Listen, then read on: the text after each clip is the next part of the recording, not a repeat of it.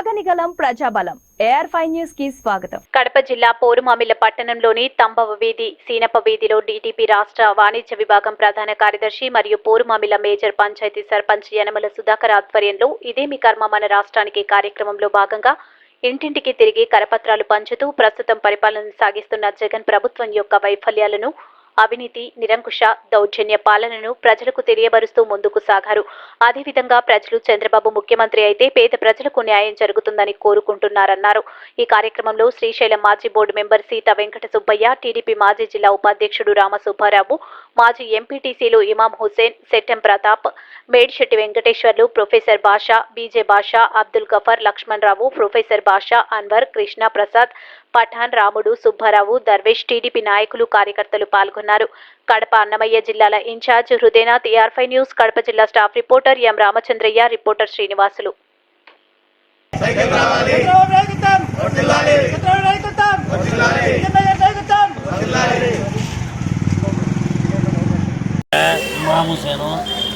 సెట్టెం ప్రతాప్ వాళ్ళ ఆధ్వర్యంలో మనం చేస్తున్నాము. ఇది 10 రోజుల నుంచి ఈ కార్యక్రమం చేస్తున్నాము. మనము ఎందుకంటే గ్యాస్ విషయంలో కానీ, కరెంటు విషయంలో కానీ, నిరుద్యోగ సమస్యల మీద, వీటి అన్నిటి మీద 10 సమస్యలు తీసుకొని వాటి మీద ప్రతి ఇంటికి పోతున్నాము. ప్రతి ఇంటికి పోయినా, ఎవరికి దగ్గరికి పోయినా కానీ వాళ్ళ మంచి స్పందన ఉంది. కాబట్టి ఈ తూరి తెలుగుదేశం పార్టీని గెలిపించుకుంటామనే ఒక ధీమా ఉంది. కాబట్టి ఈ నియోజకవర్గంలో కూడా మనము తెలుగుదేశం జెండా ఎగరేస్తామని ఒక నమ్మకం ఉంది. కాబట్టి దానికి మీరందరూ సహకరించి మీరు అందరూ కలిసి ఈ తెలుగుదేశం పార్టీని గెలిపించాలని మేము మనస్ఫూర్తిగా కోరుతున్నాము. 3.5 సంవత్సరంగా ప్రజలు ఎంత ఇబ్బంది పడుతున్నారో, పెట్రోల్ రేటు పెరిగింది, నిత్యావసర వస్తువులు పెరిగినాయి, కరెంటు ఛార్జీలు పెరిగినాయి. సుమారుగా చూస్తే మనకు అందలేని ఆకాశానికి అంటుకుని పోయినాయి. అదే మాదిరిగా బీద సాదా మధ్యతరగతి బతకాలంటే మళ్ళా చంద్రబాబు ప్రభుత్వం రావాలి. ఈరోజు మనం చూస్తున్నాం, ఒక బకాసురుడు, ఒక రావణాసురుడు, ఒక తారకాసురుడు, ఈ ముగ్గురు కలిస్తే ఈ ఇసుకాసురుడు. కాబట్టి వీళ్ళు దోచుకున్నవానికి దోచుకున్నంత అన్నట్టు వీళ్ళ ప్రభుత్వంలో దోచుకుంటూ ఉన్నారు. ఇది ప్రజలు గమనిస్తూనే ఉన్నారు, మార్పు కోరుకుంటున్నారు. ఖచ్చితంగా మధ్యతరగతి బీదా సాదా బ్రతకాలంటే ఖచ్చితంగా చంద్రబాబు ప్రభుత్వం రావాలి. 10 రోజుల నుంచి పూర్వమిల్ల టౌన్లో పంచాయతీలో తిరుగుతున్నాము. ఏ మహిళ దగ్గరికి పోయినా, ఏ విద్యార్థుల దగ్గరికి పోయినా, ఏ రైతుల దగ్గరికి పోయినా ఒకటే మాట, ఈ సైకో పాలన పోవాలా, చంద్రబాబు నాయుడు రావాలని కోరుకుంటున్నారు. మేము మా ధరలు ఎట్లున్నాయి, ఎవరినైనా ఆడవాళ్ళని అక్క చెల్లెళ్ళని అడిగితే వాళ్ళు ఏం చెప్తున్నారు, అన్న మీకు దండం పెడతామన్నా, ఈ సైకో పాలన పోతే చంద్రబాబు ప్రభుత్వం వచ్చి మేము అందరం బతుకుతాము. ఒక కరెంట్ ఛార్జీలు రెట్టింపైనాయి, బస్ ఛార్జీలు 3 అంతలు అయినాయి, గ్యాస్ పెరిగినాయి, చెత్త పన్ను, ఇంటి పన్ను, ఈ డ్రైనేజీలు సక్రమంగా లేవు, లేవు. ఈ పన్ను అంతా తీసుకుపోయి వేరే విధంగా మళ్ళిస్తున్నాడు. మాకు ఎటువంటి ఇది లేదు. ఒక రైతులు మొత్తుకుంటున్నారు. మాకు ఈరోజు యూరియా ఫాస్ఫేట్ 2000 అమ్ముతుంది. మాకు రైతుకు గిట్టుబాటు కావడం లేదు. మేము పండించిన పంట 1000 రూపాయలు ఓట్లు అమ్ముతుంటే 2000 రూపాయలు పెట్టి మేము కొంటున్నాం. మాకు ఎటువంటి గిట్టుబాటు ధరలు కాదు. దయవుంచి మీరందరూ కష్టపడి మేము కూడా మీతో పాటు వస్తాము. మేము కావాలనే మేము క్యాన్వా తిరుగుతామని లేడీస్ అయితే నిన్న చిన్నబ్బాయి ఇదికి పోతే మా ఇంటమ్మడి మేము వస్తామని మా ఇంటమ్మడి మమ్మల్ని అడిగి మీరు ఎక్కడికి రమ్మంటే అక్కడికి వస్తామన్నా, మీరు చెప్పండి ముందు అని స్పందన ఉంది. ఈరోజు ఈ సైకో పాలన పోయి చంద్రబాబు నాయుడు వస్తారు. తీసుకోండి, చెప్పండి సార్.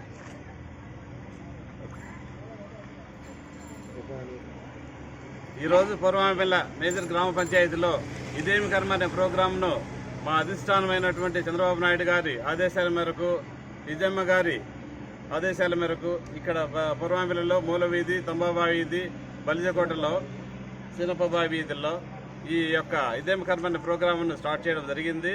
అదే మాదిరిగా ప్రతి ఇంటికి మేము తిరిగేసి వాళ్ళకి ఏదైనా కానీ సమస్యలు ఉంటే ఆ సమస్యలన్నీ మేము తెలుసుకోవడము, నిత్యావసర వస్తువులు ఈ ధరలు, తర్వాత పోతే డీజిల్ ధరలు అయితేనేమి, ఈ పెట్రోల్ ధరలు అయితేనేమి, ఈ నిత్యావసర వస్తువుల ధరలు అయితేనేమి, ఇవన్నీ కూడా కరెంట్ ఛార్జీలు ఇవన్నీ పెరగడం జరిగింది ఈ గవర్నమెంట్లో. అందువల్ల ఈ ప్రజలకు ప్రతి ఇంటికి మేము తిరిగి వాళ్ళ యొక్క సమస్యలు మేము తెలుసుకొని మా అధిష్టానానికి తెలియపరుస్తున్నాము. నెక్స్ట్ 2024 సంవత్సరంలో రాబోయే ఎన్నికల్లో మా చంద్రబాబు నాయుడు గారిని సీఎంగా చూడాలని మా ఉద్దేశము. తప్పకుండా తెలుగుదేశం పార్టీ వస్తుంది, సైకిల్ గుర్తు గెలుస్తుందని మేము మనస్ఫూర్తిగా కోరుకుంటున్నాము. ముఖ్యంగా ఈ ప్రోగ్రాం నడిపే ముఖ్య ఉద్దేశం రాష్ట్రంలో ఈ వైసీపీ ప్రభుత్వం వచ్చిన తర్వాత ఎటువంటి పరిపాలన జరుగుతుంది, ప్రజారంజక పరిపాలన లేకుంటే ప్రజలను నెత్తి మీద పెట్టి తొక్కే పరిపాలన అనే దానికి ఉద్దేశంగా ఈరోజు ఈ ప్రోగ్రాం జరపడం జరుగుతుంది. ముఖ్యంగా ప్రజలు ప్రతి ఒక్కరూ గ్రామసీమలో కానీ పట్టణాల్లో కానీ గమనిస్తున్నారు. ప్రతి ఒక్క ఏ రంగంలో ఉండే వాళ్ళకైనా స్త్రీలకు కానీ పురుషులకు కానీ వయోవృద్ధులకు కానీ అన్ని రకాల విద్యార్థులకు కానీ ఉద్యోగస్తులకు కానీ నిరుద్యోగులకు కానీ అందరినీ కూడా తన నెత్తి మీద భస్మాసురస్తం పెట్టినట్టు జగన్ గారు పరిపాలన చేస్తున్నారు. మరి ఈ పరిపాలన ఏ ఒక్కరికి ఆమోదయోగ్యంగా లేదు. ఏదో నేను బటన్ నొక్కుతున్నా మీరు తినండి అని చెప్తున్నాడు. కానీ ఆ బటన్ నొక్కేది 10 రూపాయలు, వాళ్ళ మీద పెనాల్టీ వేసేది 1000 రూపాయలు. మరి ఈ పెనాల్టీ ఏ విధంగా పడుతుంది? ట్రాన్స్పోర్ట్ ఛార్జీలు, కరెంటు ఛార్జీలు, డీజిలు, పెట్రోలు, శాంతి భద్రతల పరిస్థితి, మహిళల పరిస్థితి అగమ్యగోచరం. ఒక అనంతపురం జిల్లాలోనే 16 రోజుల్లో 17 ఉమెన్ మిస్సింగ్ కేసులు జరిగినాయంటే ఈ ప్రభుత్వం ఏం చేస్తూ ఉంది అనేది మనం గమనించాలి. కాబట్టి ముఖ్యంగా ఈరోజు శాంతి భద్రతలు చూస్తే ఏ పౌరుని కూడా హక్కులు లేకుండా జీవించాల్సిన పరిస్థితి ఈరోజు ఏర్పడింది. ముఖ్యంగా ఏ ప్రతిపక్ష పార్టీ నాయకుడు మాట్లాడినా వారిని జైలుకు పంపడం, కొట్టడం, తిట్టడం, ఎస్సీ ఎస్టీ అట్రాసిటీ కేసులు పెట్టడం ఇవన్నీ జరుగుతున్నాయి. మరి వీటన్నిటిని చూసి అన్ని రంగాల్లో కూడా ఈరోజు అసహించుకుంటున్నారు. ప్రజలు అసహించుకుంటున్నారు. మేమేమో ఇస్తున్నాం లేదని ఒక నమ్మకం ఉంది. కానీ ప్రజలు బయటికి వచ్చి ఈ పరిపాలన వ్యతిరేకించడానికి ఎక్కడ మా మీద కేసులు పెడతారో, ఎక్కడ ఏం చేస్తారో అనే భయంతో బీటీలిపోతూ ఇళ్లలోంచి బయటకు వచ్చేదానికి కూడా భయపడే పరిస్థితి ఈరోజు వచ్చింది. ముఖ్యంగా పత్రికా మిత్రులకు వారిని కూడా వారి మీద కేసులు పెట్టడం, బనాయించడం, వారి మీద ఎన్నో రకాల అకృత్యాలు చేస్తూ ఉన్నారు. కాబట్టి ఇవన్నీ పోవాలంటే, ఈ రాష్ట్రం బాగుపడాలంటే ముఖ్యంగా తెలుగుదేశం పార్టీ ప్రభుత్వం రావాలి, చంద్రబాబు ప్రభుత్వం రావాలి.